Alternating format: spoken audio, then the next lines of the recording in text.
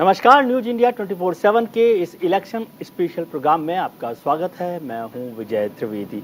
सवेरे से हम लोग कर्नाटक और उत्तर प्रदेश के जो निकाय चुनाव है, कर्नाटक विधानसभा चुनाव और उत्तर प्रदेश के निकाय चुनावों को लेकर लगातार चर्चा कर रहे हैं। उनकी काउंटिंग पर आपको स्पष्ट बात बता रहे हैं। कर्नाटक में अब कांग्रेस का बहुमत स्पष्ट हो गया है, जिससे गदगद कांग्रेस अब सरकार बनाने की तैयारी में जुट गई है। कांग्रेस की जीत पर पार्टी के पूर्व अध्यक्ष राहुल गांधी ने कर्नाटक की जनता और पार्टी के कार्यकर्ताओं को बधाई दी है। राहुल गांधी ने कहा कि कर्नाटक में नफरत का बाजार बंद हो गया है और मोहब्बत की दुकानें खुली है।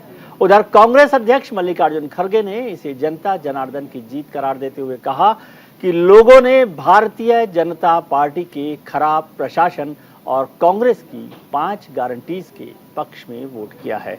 इस बीच राज्य के पूर्व मुख्यमंत्री सिद्धारमैया ने कहा कि कर्नाटक चुनाव का यह नतीजा 2024 के लोकसभा चुनाव में कांग्रेस की जीत के लिए एक महत्वपूर्ण कदम होगा। उन्होंने उम्मीद जताई कि राहुल गांधी 2024 में देश के प्रधानमंत्री बनेंगे। ऐसे में सवाल उठता है कि क्या कर्नाटक चुनावों के नतीजे 2024 के चुनाव में कांग्रेस को फायदा पहुंचाएंगे? क्या राहुल गांधी बन पाएंगे विपक्ष का चेहरा? इस सब पर भी चर्चा करेंगे।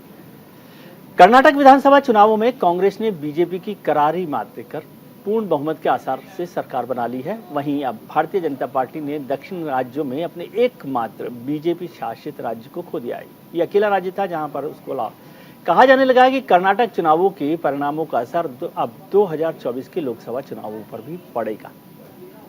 क्या है स्थिति, देख लेते हैं। कांग्रेस के इस जीत के बाद भारतीय जनता पार्टी की डगर जो है वो कितनी मुश्किल हुई है, इस पर देखते हैं कि किस तरह से चर्चा हो रही है, क्या बात हो रही है। कर्नाटक में लोकसभा चुनावों की जो 28 सीटें हैं उसमें से भारतीय जनता पार्टी ने 25 सीटें जीती थी। कर्नाटक में 2019 के लोकसभा चुनाव में 28 में से 25 सीटें भारतीय जनता पार्टी ने जीती थी।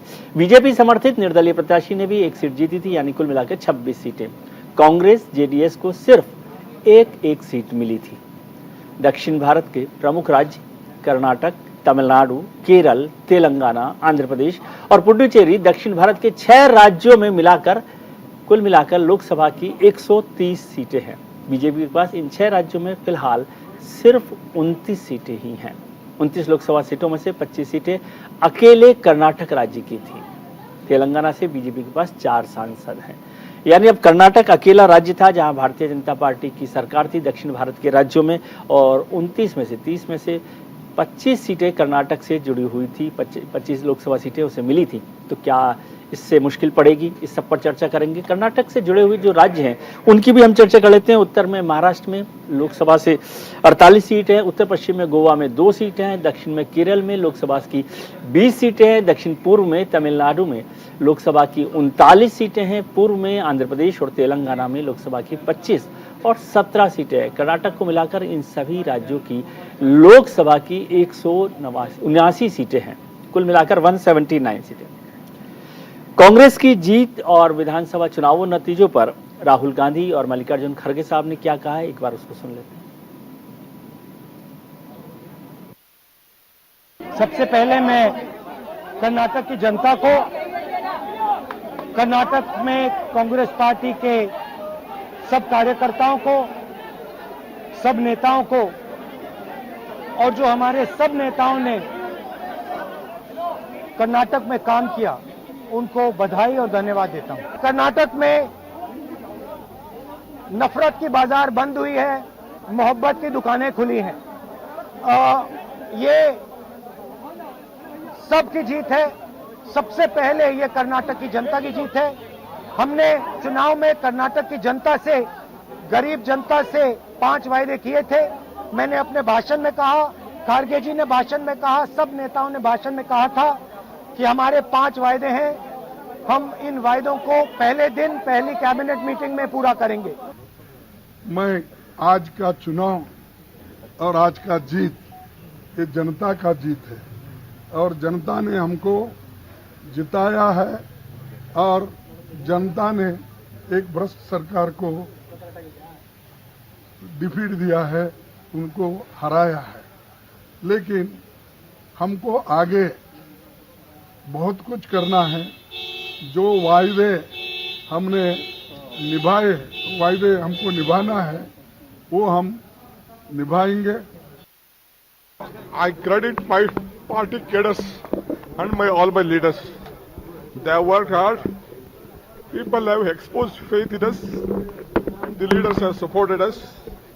It is a collective leadership and we have jointly worked. I have said in the beginning, joining together is the beginning. On the day I took the oath, thinking together is the progress, working together is the success. That is what I said on the day. जो कर्नाटक की जनता की जो निर्णय है हम उसका स्वीकार करते हैं और उनका जो निर्णय है वो गौरव भी करते हैं। वो तो भरपूर कोशिश किया है, लेकिन कहीं ना कहीं हमारी जो शुरुआत थी तैयारी का वो कांग्रेस हमसे पहले किया था, वो एक बहुत बड़ा वजह है।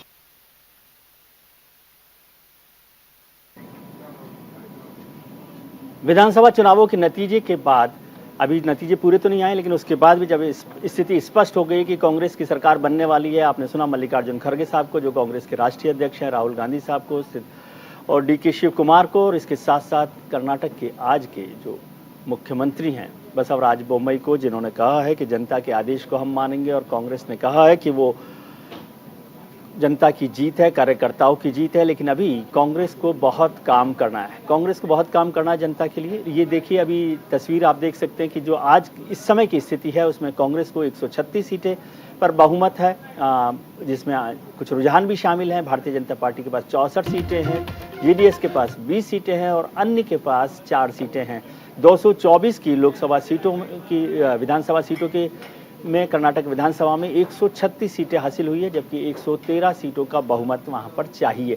यानी अब किसी सहयोगी दल की आवश्यकता कांग्रेस को नहीं पड़ेगी अगर इसी तरह से ये रुझान नतीजों में बदलते हैं। 113 सीटों की जरूरत है बहुमत के लिए।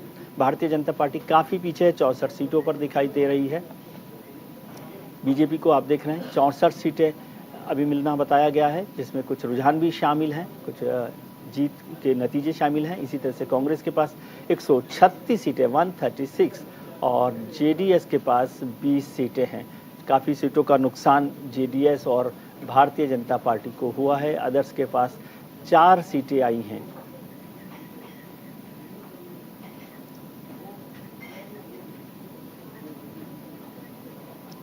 विधानसभा चुनावों के इन नतीजों पर चर्चा करने के लिए हमारे साथ जुड़ रहे हैं राजनीतिक विश्लेषक शिव भाटिया साहब और भारतीय जनता पार्टी के नेता वैभव अग्रवाल साहब। आप दोनों का बहुत बहुत स्वागत है। और मेरे सहयोगी जो कांग्रेस को बहुत बारीकी से समझते हैं, रवि सराफ इस समय हमारे साथ हैं। रवि सराफ साहब, कांग्रेस के दफ्तर में 4 साल बाद काफ़ी ढोल नगाड़े बज गए, लड्डू बट गए, सब कुछ हो गया, लेकिन सत्ता का जो लड्डू है, मुख्यमंत्री की कुर्सी का जो लड्डू है, वो किसे मिलेगा? असली सवाल तो यह है प्रभु।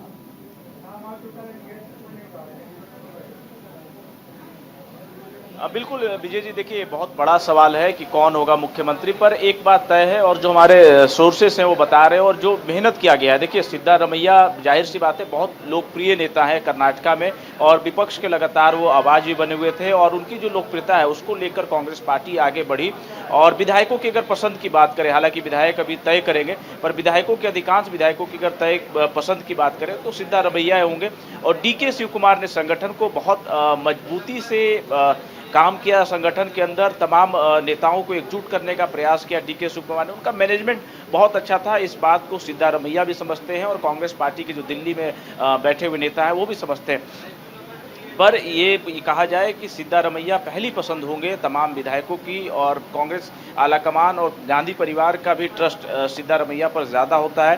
राहुल गांधी भी उन पर बहुत ज़्यादा विश्वास करते हैं और कैंपेन भी आपने देखा कि लगातार पूरे प्रदेश भर में सिद्धारमैया ने किया। भारत जोड़ो यात्रा के दौरान राहुल गांधी के साथ कदमताल करते हुए कई बार नजर आए, साथ में वो दौड़ भाग भी किए और एक एक लोगों से मिलना, उनसे मुलाकात करना, उनके समस्याओं को सुनना, उनके समस्याओं को हल करने का काम सिद्धारमैया लगातार करते रहे। तो जाहिर सी बात है हमारे जो सूत्र हैं और जो सोर्सेस है वही बता रहे हैं कि सिद्धारमैया पहली पसंद होंगे विधायकों के द्वारा।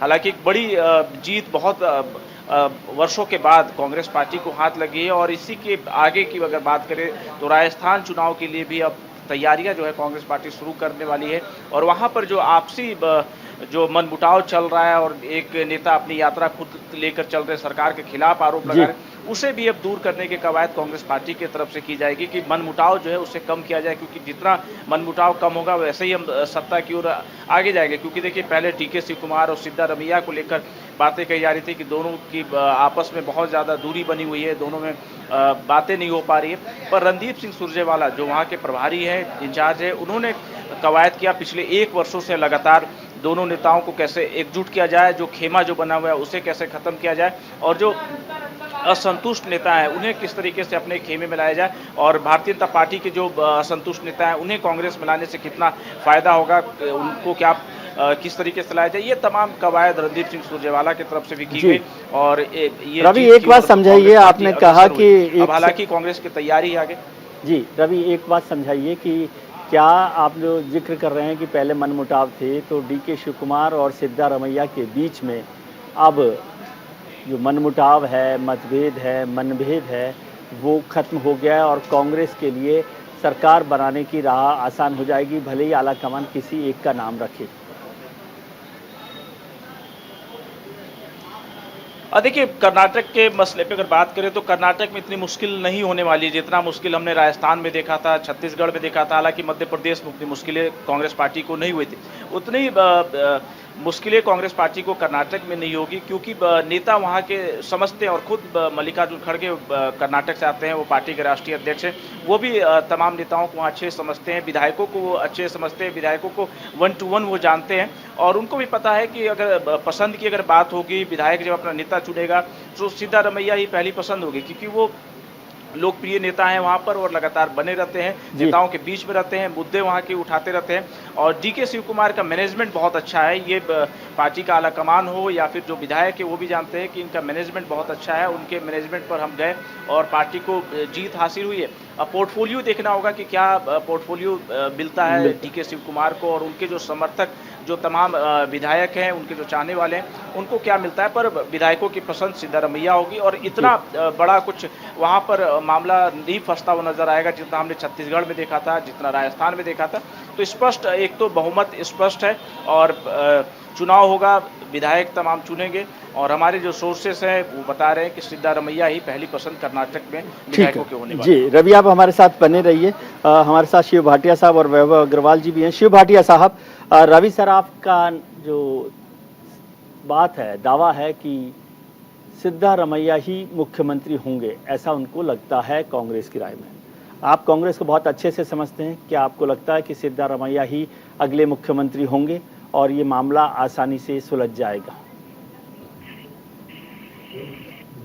जीत के जश्न के अंदर कांग्रेस ने जो सबक आज बीजेपी की नीतियों के ऊपर देश की जनता ने और कर्नाटक की जनता ने दिया है, मैं समझता हूं उसकी आंधी और उसका एक रोल मॉडल पूरे भारतवर्ष में वो जाएगा। और ये रही नेतृत्व की बात, तो नेतृत्व अपने आप वहाँ के चुने हुए एमएलए तय कर देंगे। वो समय आएगा तो उसके ऊपर भी हम डिबेट करेंगे, वो चीजें आराम से निकल जाएंगी। कांग्रेस के अंदर लोकतांत्रिक पार्टी है, कांग्रेस के अंदर बीजेपी की तरह डिक्टेटरशिप होके एक चिट नहीं पकड़ा दी जाती कि इसको घर बिठा दो और इसको वोट दिला दो। आराम से सब तय होते आए हैं और वो तय होंगे, उसके अंदर कोई मुद्दा नहीं है। आज मुद्दा ये है कि जो बीजेपी ने जिस तरह की कुरीतियां इस देश को दी हैं, उसके ऊपर इस देश की जनता ने तमाचा मारा है, उनके मुंह पे कालक पोती है और वो आने वाले समय में पूरे भारतवर्ष में इसका आप जनून देखेंगे जो 2024 तक चलेगा। जी शिव भाटिया जी, जनता का जो जनादेश है वो तो समझ ही आ गया, जनादेश जो दिया है वो किन कारणों से दिया वो सबको समझ आ रहा है, लेकिन मुझे समझ नहीं आया कि आप क्या कह रहे हैं, सिद्धारमैया साहब बनेंगे मुख्यमंत्री कि नहीं बनेंगे? अभी तो विजय जी, अभी तो पूरी गिनती कंप्लीट होके नंबर भी बाहर नहीं आए और सर्टिफिकेट भी नहीं मिले। आप मुद्दे पे मुद्दा खड़ा करने के लिए उन बातों को करना नहीं चाहते हैं कि क्यों बीजेपी इतनी बुरी पारी। आप सिर्फ Siddaramaiah, DK Shiv Kumar, Congress party, sir ये नेक्स्ट स्टेप है ना, ये नेगेटिव बात है क्या? आज की चर्चा का विषय नहीं है। चर्चा का विषय आज ये है कि बीजेपी इतनी बुरी तरह क्यों हारी। जी, सबसे बड़ी बात अरे ये तो है इसके कि लिए तो बीजेपी जिस तरह से वैभव जी सरकार मेरे साथ जुड़े हुए जिस हैं। तरह से सरकार बनाई, शिव भाटिया जी आने वाली स्टेटों में भी इससे बुरा हाल इनका देखने वाले हैं आप। जी, वो ठीक है, उसकी भी बात करिए ना। क्यों शिव भाटिया जी, हम मैं जब कह रहा हूँ हारते हैं तो आप उसी की बात करते हैं, आप ये बात नहीं करते हैं कि कौन बनेगा और कौन नहीं बनेगा, वो भी आपके सामने। अच्छा ये बताइए शिव भाटिया जी, जो बनेगा मेरी बात सुनिए प्लीज। आप ये बताइए, वैभव अग्रवाल जी से पूछूं कि कांग्रेस का मुख्यमंत्री कौन बनेगा? बीजेपी क्यों हारी, ये सवाल तो वैभव जी से पूछूंगा ना। हाँ तो फिर वैभव जी से, वैभव अग्रवाल थोड़ा तय करेंगे। तो फिर आप कह रहे हैं कि आपसे मत पूछिए। मैं कह रहा हूँ कि वैभव जी से पूछेंगे ना, कि वैभव जी से ही तो सवाल पूछेंगे। बीजेपी की मीटिंग बुलाएंगे, ठीक उसके है, अंदर कोई निर्णय आपके सामने आएगा या कोई प्रश्न देने लगेगा, तब बात करेंगे। ठीक है, आज को जीत का जश्न का टाइम है। हमने तो जो कालक होती है उसी की बात करेंगे, हम इधर उधर की बात करेंगे नहीं। ठीक है, आप उलझाना चाहते हैं, उलझना नहीं चाहते। और मुझे नहीं पता था कि ये इतना उलझाव वाला सवाल है, मुझे लगा बहुत सीधा सवाल होगा और शिव भाटिया जी को पता होगा। वैभव जी, शिव भाटिया जी को तो बहुत बधाई, आपको भी बधाई दूं कि जो नतीजे आए हैं क्या आपके लिए एक्सपेक्टेड थे इस तरह से, और जो शिव भाटिया जी चाहते थे कि उनसे सवाल पूछा जाए, मैं आपसे पूछना चाहता हूं कि भारतीय जनता पार्टी किन वजहों से हारी? देखिए नमस्कार, मैं सबसे पहले भाटिया जी को कॉन्ग्रेचुलेशंस करूंगा और उनको रिक्वेस्ट करूंगा कि this calls for a celebration. मैं और आप दोनों ही उनके निमंत्रण का इंतजार करेंगे। और जहां तक पार्टी के एक राजनीतिक दल के हारने की बात है, देखिए विजय भाई, कई कारण हो सकते हैं, लेकिन सबसे बड़े कारण जो हैं, जब हिमाचल के इलेक्शंस हुए थे तब भी मैंने एक पॉइंट बोला था कि ये शायद जीत जो है, ये शायद कांग्रेस की जीत नहीं है, ये शायद भाजपा की हार है। और कर्नाटका के इलेक्शंस में भी मैं शायद यही बोलूंगा कि ये शायद कांग्रेस की जीत नहीं है, ये भाजपा की हार है। सबसे पहली बात जी। दूसरी बात क्यों? क्योंकि कोई भी राजनीतिक दल जनता के समक्ष जब बोलता है मुझे चुनो, और उसके साथ हम जाते हैं और बोलते हैं कि अरे जनता हमसे पूछती आ रहा है तुम्हें चुनो, पहले तुम तो डिसाइड कर लो। तो हमारे राजनीतिक दल में, दल कह रहा हूं मैं, हमारा एक सामाजिक प्रारूप है, हम लोग सब मिल के साथ काम करते हैं अन्य दलों की तरह। एक हमारे दल में मनमुटाव दिखे जनता को, पूर्णतः बाहर खुले में आके हमारे मनमुटाव दिखे, हमारे डिफरेंसेस दिखे, हमारी आपसी लड़ाइयां हुई, जो भी हुआ, तो वो जनता को कंफ्यूज किया। आप देखें काफी जिलों में जहां पे कांग्रेस को नहीं आना चाहिए था, वहां भी आ गई जी। और दूसरी बात आप देखें, अगर आप हार की बात करेंगे भाजपा की और इलेक्टोरल कॉलेज की बात करेंगे तो शायद ठीक है, सरकार कांग्रेस की है, लेकिन भाजपा को सीटों में नुकसान हुआ होगा, लेकिन भाजपा को वोट परसेंटेज शेयर में नुकसान नहीं हुआ है। हमारी ओरिजिनल पोजीशन 36% की थी, हम करीब 38-39% पे क्लोज करेंगे, तो हमने वोट परसेंटेज तो इंक्रीज ही किया है। तीसरी बात, अब जहां तक सरकार की बात है, तो मैं ये बोलूंगा कि भाजपा एक राजनीतिक दल है, एक मिशन के साथ आता है।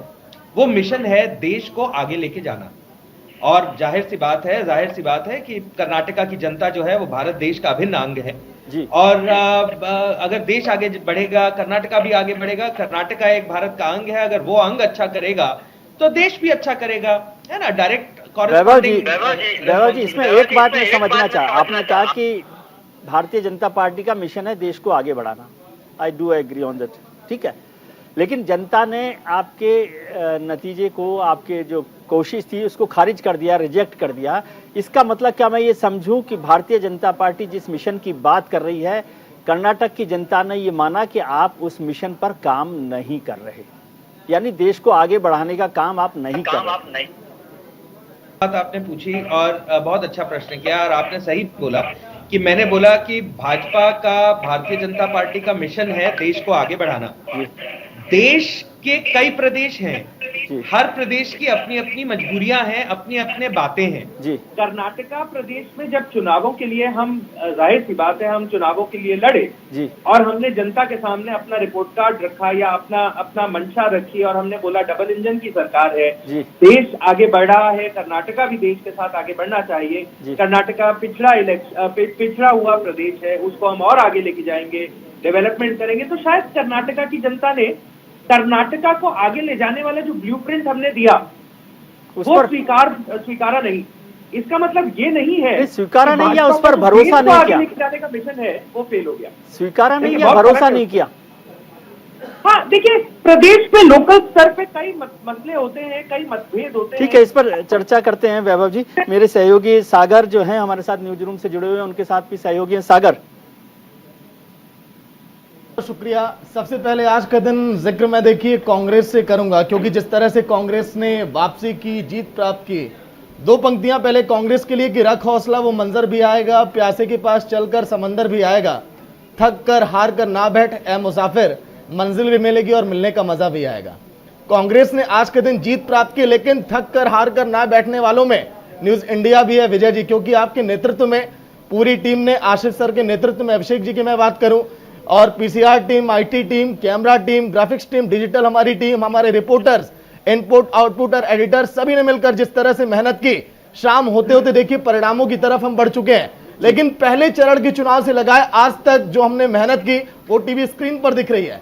हर एक जिलों को हमने कवर किया। निकाय चुनाव में हमारे साथ सहयोगी अली शरर भी हैं जो ग्राउंड जीरो पर गए। कर्नाटक से देखिए क्या आखिर खामियां रही हैं, बीजेपी की क्यों हार उन्हें मिली है, इस बारे में भी हम प्रत्युष से हम बात करेंगे। बहुत बहुत शुक्रिया, पहले आपने कीमती समय दिया विजय जी हम सभी को।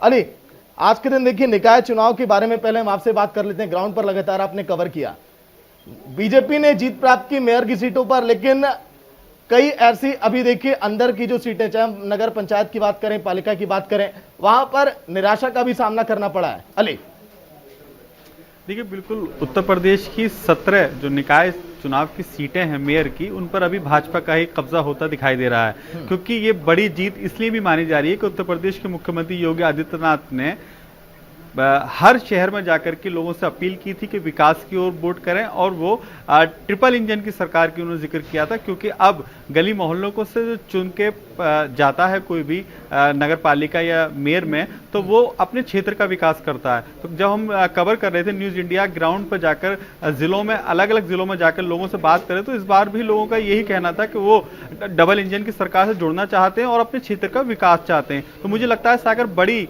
जो भूमिका निकल के आई वो यही आई है कि लोगों को लगता है कि विकास की ओर जाना है तो भाजपा का साथ लेना होगा।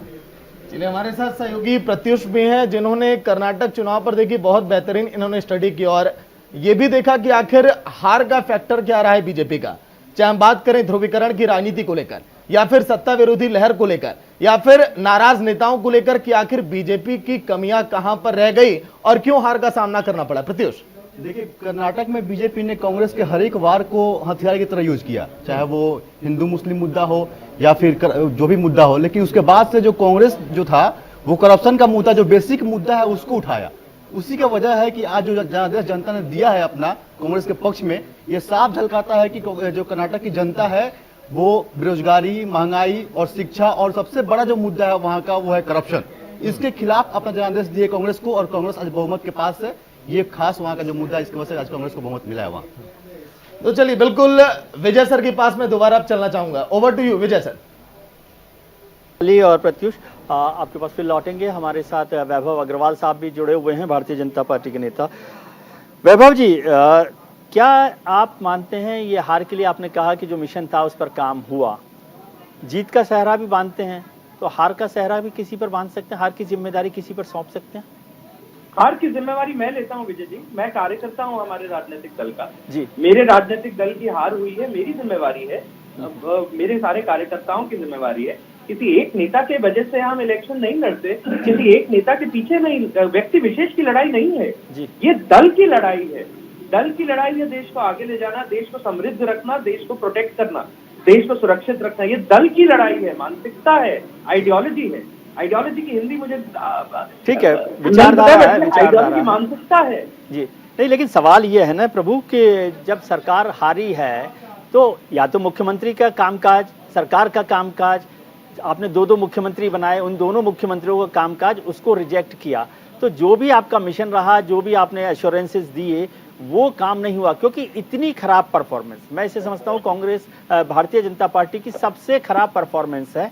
इस दृष्टि से ये नहीं कि केवल 60-65 सीटें आई हैं, 64 सीटें आई हैं, लेकिन ये सीटें तब आई हैं जब आपने 55 एमएलएज के टिकट काट दिए। आपने ये सीटें तब आई हैं जब 75 नए चेहरे आपने रखे। ये सीटें तब आई हैं जब भारतीय जनता पार्टी के राष्ट्रीय अध्यक्ष जेपी नड्डा साहब गृह मंत्री अमित शाह साहब और प्रधानमंत्री सबसे ऊपर नरेंद्र मोदी साहब लगातार मेहनत करते रहे, प्रचार करते रहे। अगर ये सब नहीं होता तो कहां होते? इसका मतलब एक मोटे तौर पर यह समझ में आता है कि बीजेपी की जो सरकार है वो फेल रही है डिलीवर करने में। अच्छा, बहुत बढ़िया भाई साहब, बहुत बढ़िया। देखिए, इस प्रश्न के दो हिस्से हैं। मैं पहले तो एक राजनीतिक कटाक्ष, राजनीतिक प्रारूप में, भारत के प्रारूप में आपका जो प्रश्न है उसके ऊपर कटाक्ष ये करूंगा कि आप जी, एक बड़ी खबर आ रही है हमारे सामने। वैभव जी, आपके पास आते हैं कि रुझानों में कांग्रेस को स्पष्ट बहुमत मिल गया है। कांग्रेस को अब साफ हो गया, 136 सीटों पर कांग्रेस आगे है और भारतीय जनता पार्टी 64 सीटों पर आगे है, जेडीएस 20 सीटों पर आगे है। यानी कि कांग्रेस की सरकार बनना अब तय हो गया है। रुझानों में कांग्रेस को स्पष्ट बहुमत मिला है। कर्नाटक में जीत के बाद खड़गे ने इसका बयान दिया और कहा है कि मुख्यमंत्री पर आखिरी फैसला हाईकमान का होगा। मुख्यमंत्री के नाम पर सहमति बनेगी और जो फैसला है वो हाईकमान करेगा। अभी कर्नाटक के विधायकों की बैठक होगी, सीएम का नाम हाईकमान के सामने रखा जाएगा। कर्नाटक में बम्पर जीत के बाद जो राहुल गांधी हैं, कांग्रेस के नेता, पूर्व अध्यक्ष, उन्होंने कहा कि गरीबों की शक्ति ने अमीरों की सरकार को हराया है। हम कर्नाटक चुनाव के नतीजों की चर्चा कर रहे हैं, उस पर बहस कर रहे हैं। हमारे साथ भारतीय जनता पार्टी के नेता वैभव अग्रवाल साहब भी जुड़ गए हैं और कांग्रेस की तरफ से राजनीतिक विश्लेषक शिव भाटिया साहब भी हमारे साथ हैं। वैभव जी, जो नतीजे आए हैं मैं उसमें देख रहा हूं कि कर्नाटक सरकार के, यानी मुंबई सरकार के 12 मंत्री चुनाव हार गए हैं और दक्षिण में, जिसे आप अयोध्या कहते हैं, वहां पर भी कांग्रेस की जीत हुई है। क्या कहना चाहते हैं? विजय भाई, मैं साक्षात लाइव नेशनल टीवी पे, इंटरनेशनल टीवी पे आपका चैनल 70 से 75 कंट्रीज में लाइव टेलीकास्ट होता है। मैं साक्षात आपसे अपना प्रेम इजहार करना चाहूंगा कि मैं आपको बहुत प्रेम करता हूं, इसीलिए क्योंकि देखिए, आपके जो प्रश्न होते हैं वो राजनीति से परिपूर्ण नहीं होते हैं। आपके प्रश्न जो होते हैं वो जनता से परिपूर्ण होते हैं जी।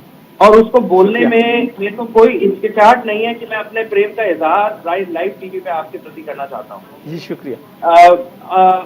देखिए, भाजपा, ठीक है, कांग्रेस की जीत हुई, संजीव जी का सीना फूल रहा है उसमें, मेरा कांग्रेचुलेशन भी है उनको। लेकिन मैं आपको एक बात बताऊं, एक राजनीतिक दल में कई बार क्या होता है, दल में, किसी भी दल में, खासकर राजनीतिक दल में कई बार क्या होता है कि राजनीति करते करते समय से, जब लंबी राजनीति चलती है तो वो चलते चलते क्या होता है कि बहुत भीड़ इकट्ठी हो जाती है और उस भीड़ को भी कभी कभी छटनी करनी पड़ती है जी। और वो क्या है, वो सामने शक्ल पे खड़े होकर छटनी शायद नहीं कर सकते जी। तो उस वजह से अगर आप देखें, एक राजनीतिक दल के प्रारूप में मैं जीता हूं या हारा हूं, लेकिन एक राजनीतिक दल के प्रारूप में मैं अगर देखूं तो मैं ये बोलूंगा कि ठीक है, भाजपा एक राजनीतिक दल के रूप में हारी है, लेकिन भाजपा में कुछ लोग ऐसे हैं जो हार गए हैं और शायद आने वाले दिनों में हमारा जो एनालिसिस रहेगा, हमारी जो छानबीन रहेगी, हो सकता है उन लोगों को मेन स्ट्रीम में ना डाला जाए, जो कि प्रदेश इकाई है। मैं ब्रेक पे जाने से पहले यही कह रहा था कि देश के बारे में जब बात करते हैं तो वो अलग भाजपा है, लेकिन जब प्रदेश भाजपा की एक छोटी इकाई के बारे में बात करते हैं तो गलतियां हो सकती हैं और ये जो प्रदेश के चुनाव है वही गलतियां ठीक करने का मौका देते हैं बड़े दल को, परिपूर्ण दल को। हमारा पार्लियामेंट्री बोर्ड है, हाईकमान नहीं है। हमारा एक पूरा सिस्टम है, एक लोकतांत्रिक सिस्टम है, पूरी एक हायरार्की है, उसके अंदर पूरे लेवल से, स्टेप से चलता है सब कुछ, तो वो एक सिस्टम है। तो राष्ट्र स्तर पे ऐसा सिस्टम है। प्रदेश इकाई के साथ कुछ गलतियां हो सकती है। प्रदेश एक छोटी इकाई है, प्रदेश अपने प्रदेश के बारे में सोचती है। उन्होंने कैसे सरकार चलाई, केंद्र उसमें दखल अंदाजी नहीं करता अन्य राजनीतिक दलों की तरह, क्योंकि हमारी हाईकमान नहीं है। तो उसमें केंद्र ये कहता है कि भाई साहब तुम्हारे को जिम्मेवारी दी है, तुम चलाओ, है ना। तो प्रदेश की कुछ गलतियां होती हैं और वो दर्शन होते हैं उस गलतियों के राजनीतिक परिप्रेक्ष्य में। तो वो मेरा ये मानना है कि मुझे ये लगता है कि इसके अंदर परेशान होने की कोई बात नहीं है जी। और हमें हमेशा इस तरह रहना चाहिए कि जीत और हार नहीं होती है राजनीति में, हमेशा गलतियां होती हैं और गलतियों ठीक को है। बताने वाली जनता होती है, क्योंकि ये लोकतंत्र है जी और जनता ने हमें हमारी गलतियां बताई और वो ठीक शर्माते है हैं, इसमें कोई दिक्कत सर, ही नहीं। बिल्कुल आपने ठीक बात कही। हार और जीत नहीं है, लोकतंत्र में तो चलता रहता ही है। लेकिन जैसे हमने कहा कि एंटी इनकम्बेंसी एक फैक्टर था, 2-3 फैक्टर्स पर मैं और आपसे समझना चाहता हूँ। एक फैक्टर है कि क्या पोलराइजेशन का जो एक्सरसाइज थी, आप चाहें तो इनकार कर सकते हैं, लेकिन जो आरोप है कि भाई एक पोलराइजेशन की कोशिश भारतीय जनता पार्टी ने की, वो कामयाब नहीं हुई, पहली बात। दूसरी बात, जो करप्शन का जो इशू था बड़ा, उसको डिफेंड नहीं कर पाई भारतीय जनता पार्टी। तीसरी बात, जो येदियुरप्पा जैसे बड़े लीडर्स जो हैं उनको साइडलाइन करना महंगा पड़ा। और चौथी बात, क्या एक स्ट्रांग फेस नहीं पेश कर पाई भारतीय जनता पार्टी, इसका नुकसान उठाना पड़ा। जी ये बहुत बहुत बहुत जल्दबाजी होगी मेरे लिए। मेरे को कुछ कारण तो पता है अंदरूनी तौर पे, लेकिन दल के तौर पे, लेकिन वो दल की बातें हैं और वो अंदर की बातें हैं, मैं अभी उनका खुलासा नहीं करना चाहूंगा। लेकिन मेरे हिसाब से आपके कुछ प्रश्नों के उत्तर आने वाले समय में ही दे पाऊंगा मैं, या अपने आप स्वयं आपके सामने चल के आ जाएंगे, क्योंकि जो आप और हम जिस बारे में बात कर रहे हैं वो शायद जनता भी उसी बारे में बात कर रही है, और शायद वो रिजल्ट इसीलिए जो रिजल्ट आज आए हैं वो आए हैं। लेकिन आपके सारे इल्जामों का मैं एक खंडन जरूर करूंगा। जी, मैं इल्जाम नहीं लगा रहा, मैं तो सवाल ही पूछ रहा हूँ, ये इल्जाम नहीं है मेरे। सारे सवालों का इसीलिए मैंने खंडन बोला। जी, मैं अब उसके अलावा कौन से शब्द का प्रयोग कर सकता हूँ? ठीक है, कोई बात नहीं। अनुज आप मेरे को बता सकते हैं, मेरी गलती ठीक कर सकते हैं। तो मैं उसको सिरे से इसलिए नकारूंगा क्योंकि हमने 36% की हमारी ओरिजिनल पोजीशन थी वोट शेयर में जी, और 36% पे हमारी केंद्र में सत्ता है जी। कर्नाटका से देखें हमारी 24 सीटें, 28 सीटों में से 24 सीटें हैं जी, ठीक है, और 24 से 25 सीटें हैं, 25 सीटें हैं वहां पर, है ना। हाँ, तो हमने जो 36 है वो 38 कर लिया। ठीक है, तो देखिए ये इलेक्टोरल कॉलेज वाला, अब ये मैथ्स से अपन थोड़ा सा आ जाएंगे। हाँ, तो ये एनालिसिस थोड़ा करके अपन आए तो बेहतर रहेगा। खबर अभी आ रही है, अभी कितनी सीटें कितनी डिक्लेयर हो गई हैं, क्योंकि कितनी सीटों पे डिस्प्यूट होता है नहीं होता अभी कम है, कम बची हैं अभी, लेकिन फिर भी है। ठीक है, शिव भाटिया साहब भी हमारे साथ जुड़े हुए हैं। शिव भाटिया साहब, एक सवाल आपके साथ ये जुड़ा हुआ है कि आपने कहा कि सिद्धारमैया या वो तो जो होगा वो तय होगा।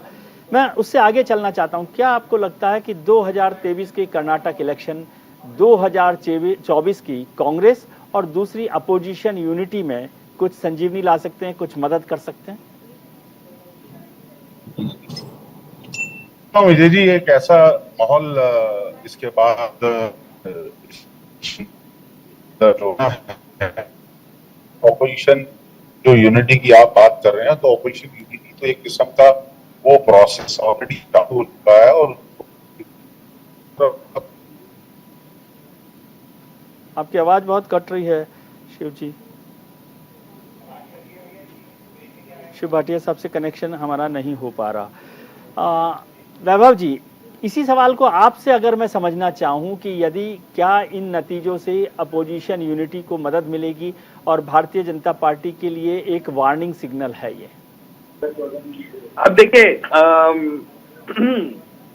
बहुत सोच समझ के मेरे को बोलना पड़ेगा, लेकिन आपको पता है कि मैं सच को सच और झूठ को झूठ ही बोलता हूँ। तो मैं आपको बताऊं, देखिए एक परसेप्शन की हिंदी क्या होती है, दिखावे तौर पे अगर मैं बात करूं तो ऐसा लगता है कि ए देख मैं जीत गया, तेरी क्या हैसियत जी। ऑपोजिशन के नेता जो बड़े बोले हैं वो इसी तरह तो बात करते हैं जी, इसी परिभाषा में बात करते हैं, इसी बात में बात करते हैं, क्योंकि वो सत्ता में ना होते हुए भी जी अखंड स्वभाव से, वो सत्ता में ना होते हुए भी उनका जो स्वभाव है वो बहुत गलत स्वभाव जी, है ना।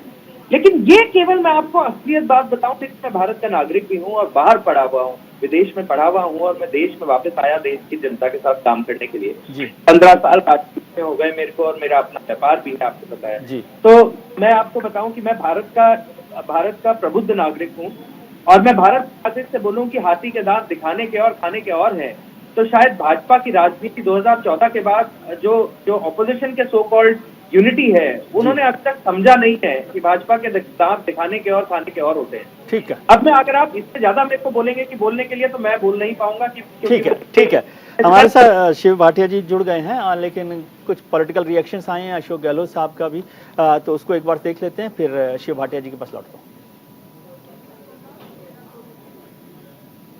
समझ जाना चाहिए कि आपके जो ये धर्म के नाम पर जो आप भड़का रहे लोगों को, अब बताइए बजरंग बली बोल के आप ठप्पा लगाओ, बटन दबाओ, ये अपना आप में क्राइम है, ये क्राइम है। इसके आधार पर तो चुनाव रद्द हो जाते हैं। अब ये जो परिणाम आए हैं कर्नाटक के, आप देखेंगे तमाम उन राज्यों के अंदर सरकार गिरी है, महाराष्ट्र हो, मध्य प्रदेश हो या राजस्थान हो, छत्तीसगढ़ हो, सब जगह सरकारें, वहाँ की आम पब्लिक इनके हथकंडों को समझ चुकी है। कर्नाटक के जो रिजल्ट आए हैं वो बिल्कुल जो उम्मीद कर रहे थे उसके अनुकूल आया है।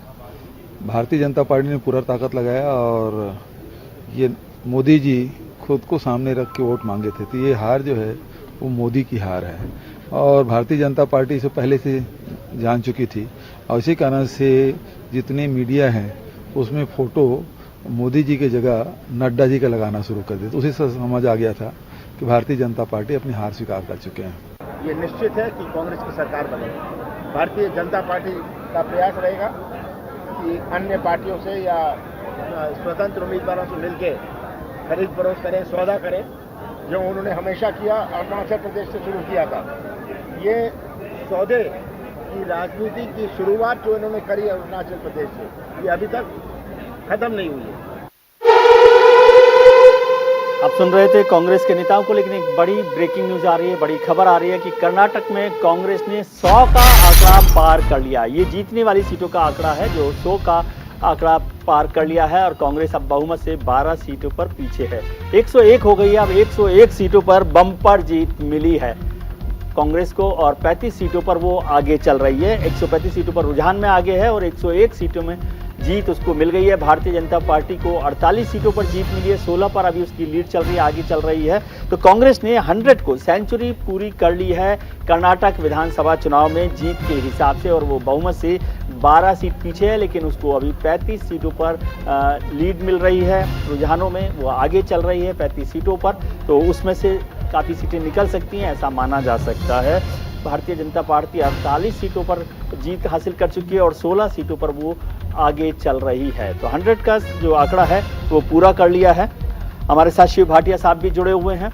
शिव भाटिया साहब, एक बार फिर बताइए आपको कि कांग्रेस ने सेंचुरी पूरी कर ली है नतीजों में भी और अब 12 सीटें पीछे है, लेकिन 35 सीटों पर वो लीड चल रही है। अभी कांग्रेस के ही 3 नेताओं को मैं देख रहा था, अशोक गहलोत साहब, कमलनाथ साहब और भूपेश बघेल साहब। मैं आपकी जीत की मिठास को वो छेड़ना नहीं चाहता, फिर आप कहेंगे, लेकिन वो अशोक गहलोत साहब दिखे, फिर कमलनाथ साहब दिखे, फिर भूपेश बघेल साहब दिखे, तो फिर मेरे से सवाल बनता है, ऐसा ही रास्ता कर्नाटक में चलेगा क्या सर? अभी तो सचिन पायलट साहब सड़क पर ही हैं, प्रदर्शन कर रहे हैं। विजय जी, आप मुद्दों में मुद्दे ढूंढ रहे हैं। आप कर्नाटक की बात करते करते कभी आपके तीनों नेता दिखे, मैं चर्चा नहीं करना, लेकिन तीनों बड़े नेता आपके दर्शन हुए, अशोक गहलोत साहब के, कमलनाथ जी के, भूपेश बघेल के, तो फिर तो वाजिब बनता है ना सवाल सर। ये इन फिरका प्रस्तावों के ऊपर कितना कितना कितना ढकेंगे इनको? अभी ताजा ताजा हारे आपने सुना ही नहीं, वैभव जी से सारे सवाल कर लिए मैंने। इनका सुनिए इतने सवाल तो ईडी ने भी नहीं किए अभी तक नहीं गया। 40% के कमीशन खोर देश में शासन की बात करते हैं, लूट और खसोट से सरकारें बनाई हुई और उस सरकारों के ऊपर कालक पोती हुई जनता के द्वारा इस चुनावों के अंदर, उसके बाद भी इनका घमंड नहीं जा रहा। हमें कोई फर्क नहीं पड़ता, सरकार चली गई, इन्हीं के शब्द थे अभी। तो आप समझिए बात को, इन्हें लोकतंत्र से कोई लोकतांत्रिक प्रक्रियाओं से कुछ लेना देना नहीं है। वोट की राजनीति करते ही नहीं है, ये तो नोट की राजनीति करते हैं और ये नोट की राजनीति मुंह पे कालक पोत वो पूरे देश के अंदर 2024 तक नजर आएगा। और वही जो सरकार इन्होंने मध्य प्रदेश में लूटी थी, जो डकैती मारी थी और जो डकैती मार के यहाँ के गद्दारों को और जयचंदों को इन्होंने बोरियां खोल के जिस तरह से लूटा था, वो इनके मुंह पे कालक पूतने के लिए अब थोड़ी देर और है, 5 महीने ठहरिए, अभी हमें पता लग जाएगा आपको छत्तीसगढ़ और मध्य प्रदेश और राजस्थान में क्या रिजल्ट आएंगे। यही मुख्यमंत्री जो आप आज जिनको आप तीनों को सुना रहे थे कि दोबारा ओथ लेते हुए आपको नजर आएंगे और यही बताएंगे हम आगे भी। वो लोकतांत्रिक प्रक्रियाओं में हम विश्वास रखते हैं, उसी हिसाब से सब चीजें, नेता भी चुना जाएगा, नेता आगे काम भी करेंगे। खड़गे जी ने आपके सामने कह दिया कि किस तरह से नेता का चुनाव होगा और नेता के चुनाव को हम चुनेंगे। और ये जीत किसकी है? हमारी लीडरशिप की और जनता की। जनता ने अगर ये जीत दी है तो आप भी समझिए मूड ऑफ द नेशन बदल चुका है। ये मूड ऑफ द नेशन दर्शाता है कि अब ज्यादा बर्दाश्त नहीं किया जाएगा इन फिरका प्रस्तावों को। हमें बदलाव चाहिए और ये बदलाव की शुरुआत हो गई। इस देश का प्रधानमंत्री एक फिल्म का प्रचार करता है अपनी पब्लिक मीटिंगों के अंदर। क्या कहता है वो? केरला फाइल को देखो, पहले कश्मीर कहां वो टैक्स फ्री हो रही है, कहीं यूपी में और कहीं मध्य प्रदेश में। पूरा देश क्या कह रहा है, लेकिन उनको समझ नहीं। ठीक है सर। आपने कुछ जयचंदों का जिक्र भी किया तो मुझे एक शेर याद आया कि दुश्मनी जम के करो, दुश्मनी जमकर करो, मगर इतनी गुंजाइश रहे कि फिर से मिले तो शर्मिंदा ना हो। वैभव जी बताइए, शिव भाटिया जी कह रहे हैं कि मूड ऑफ द नेशन आपको समझ आ नहीं रहा है। ऐसा है विजय भाई कि शिव भाटिया जी, शिव जी पहले तो मेरे से बड़े हैं, है ना, तो मैं उनसे बहुत कुछ सीखता हूँ। हमेशा की बात है, आपके साथ उनके साथ बात करते हैं ना आपकी डिबेट पे, तो मैं हमेशा कुछ ना कुछ सीखता हूँ। और वो हमेशा मेरे कुछ ना कुछ किसी ना किसी कहने पे मुस्कुराते तो हैं 1 या 2 बार डिबेट में। तो मुझे बड़ा अच्छा लगता है कि ठीक है मेरे से बड़े हैं, तो देखिए अभी भी कितने अच्छे मुस्कुरा, मेरे को बड़े अच्छे लगते हैं। तो शिव भाटिया जी का जाहिर सी बात है, कांग्रेस उनका दल है, उनकी विचारधारा है और वो स्वयं खुशी जाहिर होती है। आप ये देखिए कि डीके शिव कुमार का जब इंटरव्यू हो रहा था जीतने के बाद, तो वो तो आंसू आ गए, है ना। तो इसमें शिव भाटिया जी की गलती नहीं है, लेकिन जब शिव भाटिया जी या अन्य नेता भी इमोशन में बह के बड़ी बड़ी बातें करते हैं, तो फिर उनको याद दिलाना जरूरी होता है कि अभी नॉर्थ ईस्ट के चुनाव हुए, यूपी के भी चुनाव हुए निकाय, है ना, और एमएलए भी हुए, तो वो सब ठीक है। अब अपन उसने ऐसा कहा, मैंने वैसा कहा, उसमें नहीं जाएंगे। ठीक है, अपन अभी चुनावों की बात कर रहे हैं। कर्नाटका में 2 राजनीतिक दलों के परम चोट थी। एक राजनीतिक दल ऊपर आया, दूसरा राजनीतिक दल पीछे रहा। उसके अंदर कोई 2 राय नहीं है कि लोकल स्तर पे एक राजनीतिक दल ने अपनी विचारधारा को ज्यादा बढ़िया से बताया लोगों को, और वोटर ने उनको चूज किया। ठीक है, एक राजनीतिक दल अपने आपसी मतभेदों के चलते अपने पॉलिसीज को, प्लानिंग को, कार्य को वो पूर्णतः नहीं कम्युनिकेट कर पाया। ये राजनीतिक दल और उनके कार्यकर्ताओं का फेलियर है। जी, ये बेहतर जवाब है, बिल्कुल ठीक। और कुछ बोलने की गुंजाइश बिल्कुल ठीक बात है, बहुत आपने बेहतर तरीके से जवाब दिया है। मेरे सहयोगी रवि सराफ भी हमारे साथ जुड़े हुए हैं।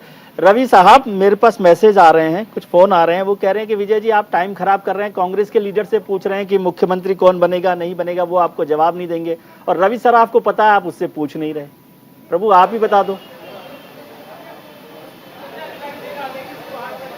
बिल्कुल विजय जी, देखिए मैंने बता दिया था कि पहली पसंद अगर विधायकों की होगी तो सिद्धारमैया की होगी, क्योंकि वो बहुत लोकप्रिय हैं और सर्वाधिक विधायक उन्हीं के, अगर कहें कि खेमे से आए हैं तो ये गलत भी नहीं होगा। पर एक शख्स हमारे साथ जुड़े हुए हैं, विक्रम लोहिया हैं, कांग्रेस के नेता है और काफी मेहनत करके कर्नाटका से आए सरकार बनाकर। इनका एक खास अंदाज भी है। लोहिया साहब, आपने खूब वहां पर जनता से बात भी किया, आपकी क्या तैयारी है कुछ हमारे दर्शकों के लिए? मैं ये कहना चाहता हूं, परिवर्तन की आंधी है, नाम सोनिया गांधी है, देश का युवा जागेगा, मोदी शाह का नारा भागेगा, राहुल गांधी मारेंगे चौका छक्का, मोदी शाह रह जाएंगे हक्का बक्का, मोदी शाह का तो यही काम, आगे कुर्सी पीछे राम। बड़ा जबरदस्त आपने तैयार किया, यही आप कर्नाटक में सुना रहे थे क्या जनता को?